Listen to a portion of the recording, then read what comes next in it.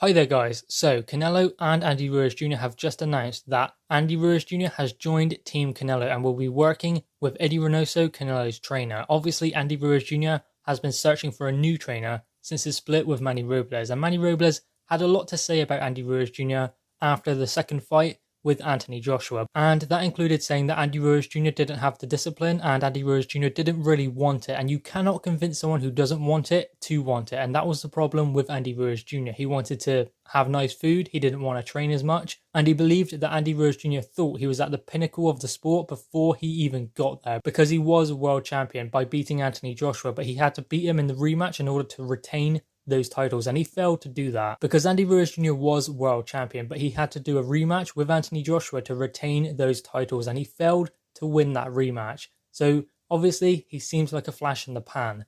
But now Eddy Reynoso Jr. has moved on to a new trainer, Eddy Reynoso, and he will be working with him and Team Canelo. Canelo would be good for Eddy Reynoso Jr. at this stage because Canelo is a consummate professional, always in shape, always in the gym, always ready to go. And that's what Eddy Reynoso Jr. needs to be. Now obviously, there are some calls for Eddy Reynoso Jr. to cut a lot of weight. I don't think he needs to cut too much weight. I'd say 260, 265. I know that seems heavy still, but Eddy Reynoso Jr. is always going to be a big guy. So to be cutting too much weight is going to be taking away the advantages that Eddy Reynoso Jr. has going into the ring. That's being a big guy, powerful, yet having extremely fast hands.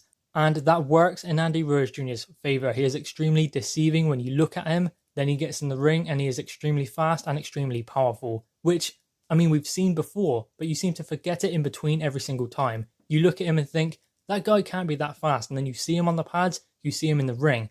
And it's just like, wow, that guy is really quick, considering he's only 6 foot, 6'1", and he's north of 270 pounds. So obviously he is extremely deceiving, and that works to Eddy Reynoso Jr.'s favour. Now, the main thing I believe that Eddy Reynoso Jr. does need to improve upon is his footwork. Aside from his discipline, which will come by working with Team Canelo, it will definitely come, or he will be out the door quicker than he came. So ultimately, it's his footwork that needs to be not sped up, but his positioning needs to be better. He's always going to have slow feet because, as I said before, he's a bigger guy for his frame. So ultimately, he's always going to have slower feet, but you don't necessarily have to have fast feet to have good footwork and good positioning. Look at Canelo, compare him to when he fought Floyd Mayweather, when he was completely befuddled by Mayweather. Then compare that to his performance against Danny Jacobs. Completely different. I know they're two different fighters, but still, you can see the footwork, the positioning, that is better. His feet aren't faster, they are just better, and that is what Eddy Reynoso Jr. needs to do and learn from Team Canelo and Eddy Reynoso.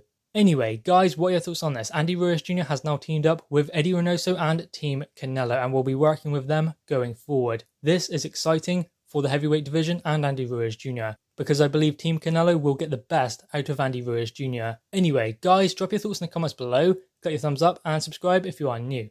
Thanks, guys.